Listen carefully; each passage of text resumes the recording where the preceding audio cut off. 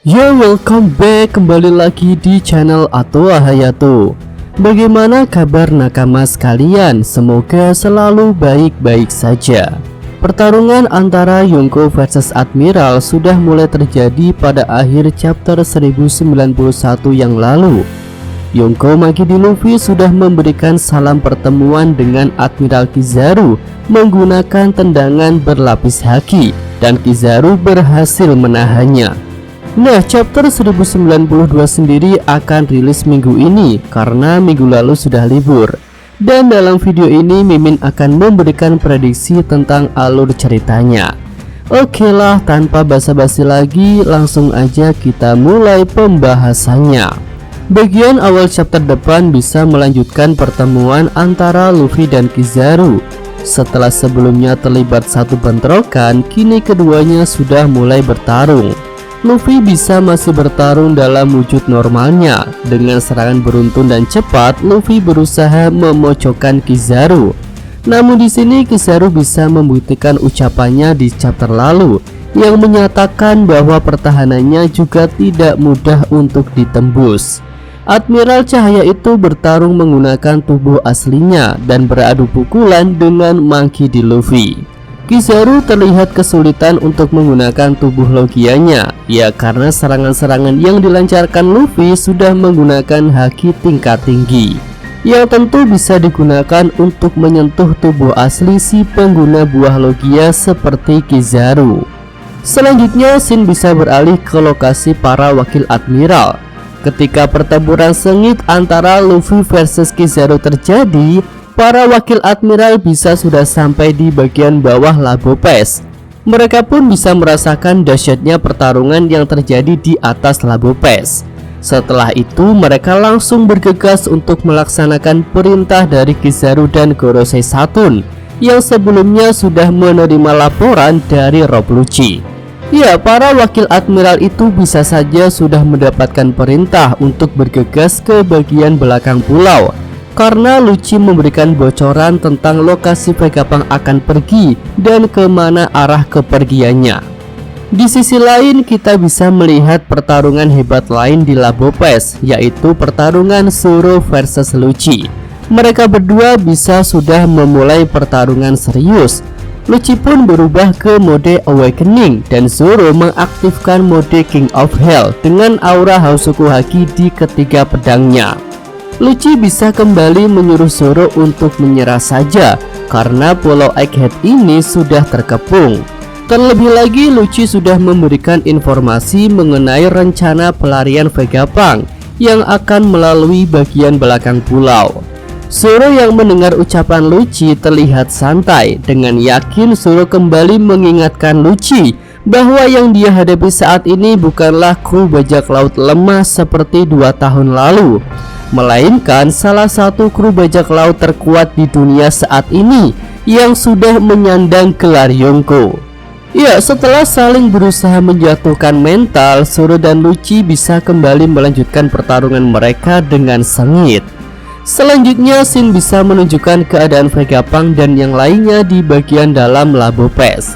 Di sini Vegapunk bisa berterima kasih kepada Stacy yang sudah mengorbankan diri untuk keselamatan dirinya.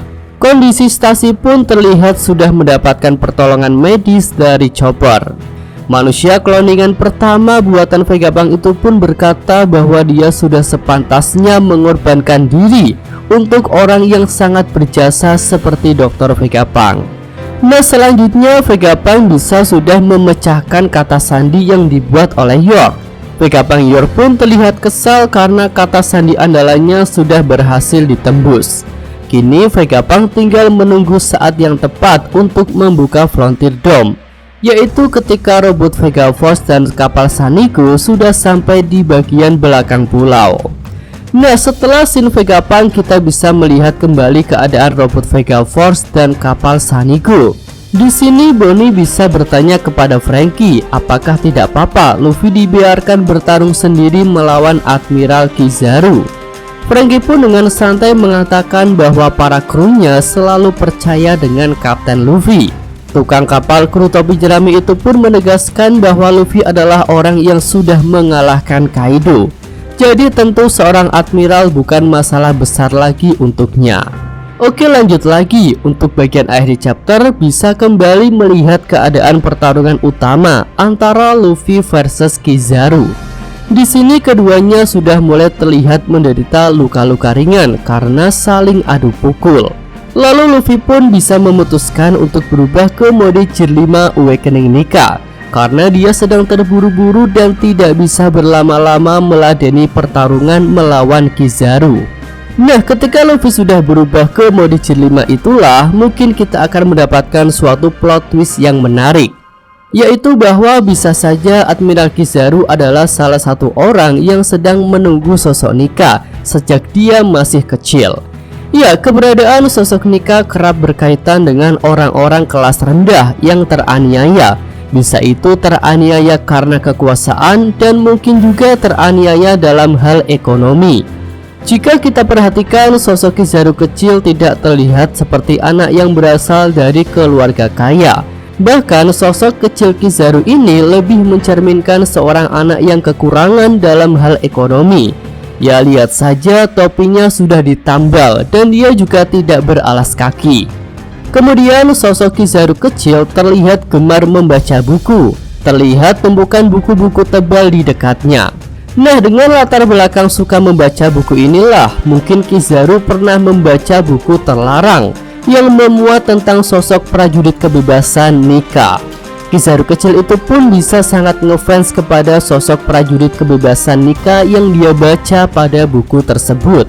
Lalu kenangan tentang sosok prajurit kebebasan Nika bisa kembali muncul dalam ingatan Kizaru ketika melihat wujud Gear 5 Luffy. Rasa kagum dan takjub pun bisa sekilas muncul di wajah Admiral Logia Cahaya itu.